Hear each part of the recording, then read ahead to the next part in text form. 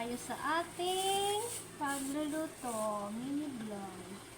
Ngayon, ang gagawin natin, ang paglulutuin natin is ampalaya, ginisang ampalaya. Ako lang naman mag-isa. So, ito lang ang aking pangano. Wala tayong pangano kasi bawal sa akin ng maraming rika-rikado. Kaya nga tinawag natin simpleng pagkain ng simpleng pamilya lang.